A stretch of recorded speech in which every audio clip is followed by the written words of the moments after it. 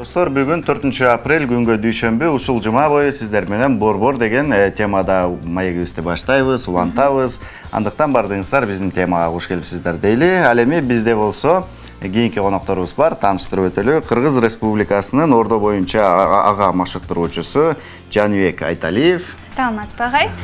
Жана дагы Ордо боюнча Бишкек шаарынын курама командасынын өкүлдөрү Нурлан Эшманбетов. Саламатсызбы. Жана дагы Моңголдор Кубанычбек. Кутмандыгыңыз менен. Саламатсыздарбы, куш келипсиздер. Көргөнүңүзгө кандайсыздар, кандай келип жетип алдыңыздар? Жакшы. Маанай кандай? Чакырганыңыздарга рахмат. Биздин улуттук оюндарды силерге көргөзүп бергенге биз абдан кубанычтабыз, дайым даярбыз. Биз да кубанычтабыз. Элдерге көргөзүп бергенге. Алгачкы сурообуз мындай болсун. Сиз өзүңүз ушул Ордо жагына келип калышыңызга эмне себеп болду? Эми биз бала кезибизден эле аталарыбыз, агаларыбыз баары эле Ордо ойнойт. Өзүбүз да чүк ойноп, илгери баары эле компьютер жок, телефон жок, ал убакта өзүңүздөр билесиздер. Чүк көбүнчө кыргыздын улуттук оюндарын көп ойночук да. Ошого байланыштуу ушу бала чагыбыздан эле ушуну Ордого кызыгып калганмын. Канча жылдан бери машыктыруучу эмгектенесиз? Машыктыруучу эмгектенгениме 20 жылдай болуп калды. 20 жылдан ашты. Ушу Бишкек шаарына келдигенден баштап ушу машыктыруучу болуп эмгектенем. Азыр улуттук оюндарды өнүктүрүү борбор дирекциясында ага машыктыруучу Кыргыз Республикасынын Ордо боюнча эмгектенем. Жакшы. Жигиттерибизге деле ушул суроону узаталы. Ордого эмне үчүн келдиңиздер? Ушундай азамат экенсиздер. Себеби дегенде баардыгыбыз телефонго кызыгабыз азыр. А сиздер болсо мынакей улуттук оюнубуз менен машыгат экенсиздер дагы, мыкты оюнчу экенсиздер. Ордо оюнуга биз университет арасында оюндар болуп ошонун айынан келдик. Өзүбүз да кызык ойнойбуз. Бала кезден деле кызык болсо керек. Бала кезде Ордо эмес чүк ойноп жүрчүк, анан азыр Ордо менен машыкканым өзү 5 жыл болуп калды. 5 жылдын жүзү болду. Сизчи Моңголдор? Мен школьник кезинде эле ойночумун оюнду. Окуучу бала кезде эле чүк ойноп жүрүп, анан Ордо ойноп Бишкек шаарына келип, агайдан тарбияланып сборныйда ойнойбуз. Жакшы, жакшы курама болуп ойноп жүрүптүрсүздөр. Буга чейин кандай бир жетишкендиктерге жеттиңиздер, ошол тууралуу дагы айтып кетсеңиздер. Кандай жеңишке болдуңуздар? Өзүңүздөр билгендей 2014-жылкы көчмөндөр оюнунда Кыргыз Республикасынын Ордо боюнча курама командасы бул жерде отурушат. Ушулар өздөрү Тажикстандан келди, Казакстандан келди.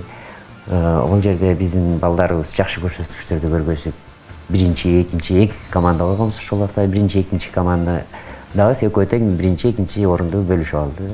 Байгелүү.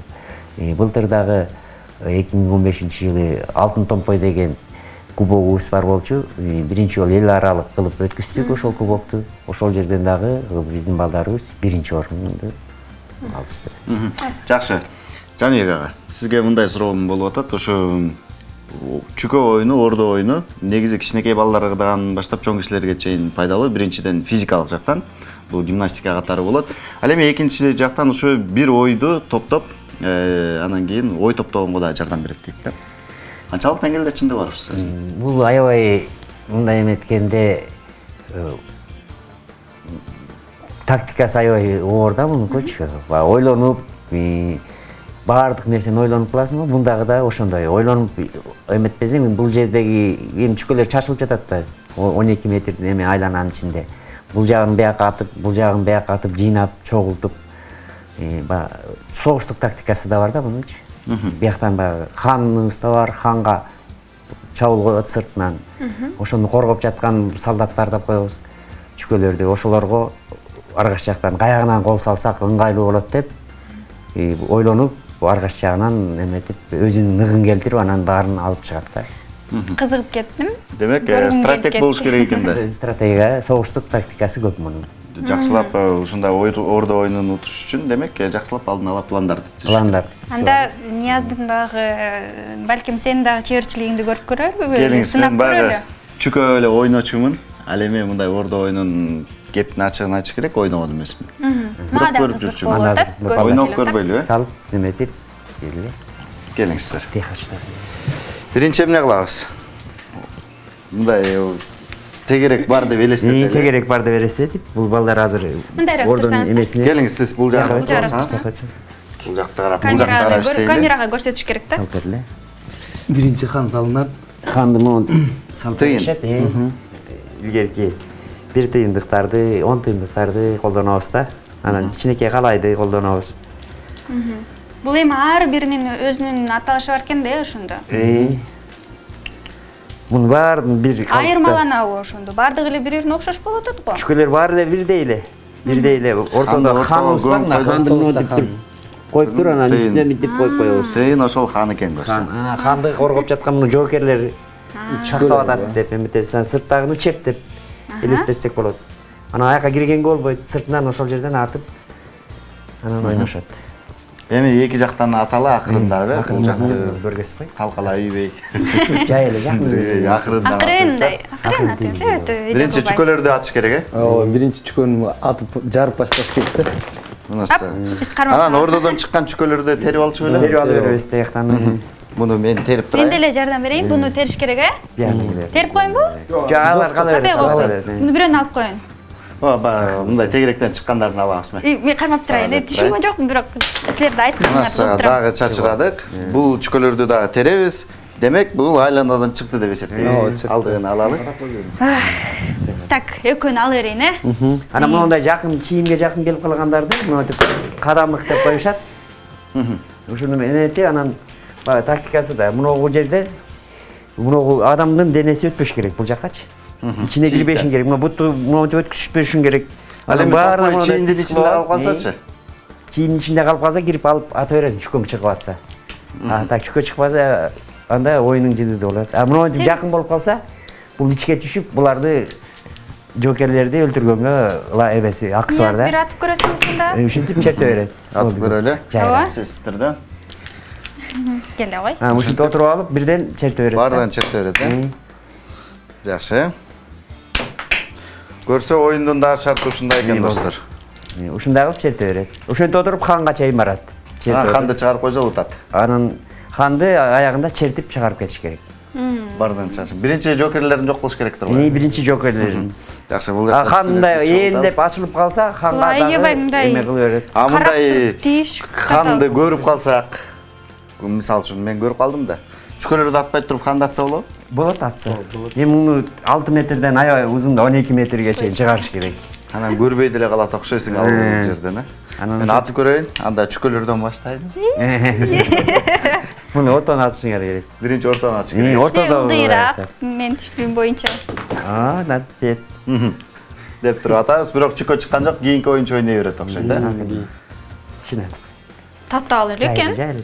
Татаал эле экен негизи. Ушинтип атып берет. Чүкөсү чыккан жок, эми сиз атыңыз. Эми мен атайын, э? Мен да атып көрөйүн, э? Сиз. Жок, сенден кийин. Экөөбүз ойноп кетпесек болот. Сиз эми баягы өзү чуркап барып алыш керек да. Өзү бар. Агай айтсаңыз ушу. Кыз келиндерге ойносо болобу? Эми бизде илгери ойносо керек. Бир немеде бар, ушу ойногон боюнча мен бир тарыхтан окугам. Бирок курама жок. Азыркы эмеде жок. Арасында. Кыздар топташ ойночу, э, үйдүн ичинде. Ушуну деле Канталамай бар. Отуруп алып. Убай деп коет го. Канталамай оюн кыздар ойносо болот, чүк оюндарынан. Келеме. Атып көрөйүн. Атып көрүңүз. Минтип туруп кантип. Минтип ыргыташ керек. Мындайынан калып. Мындайдан кырбай. Болот ушундай.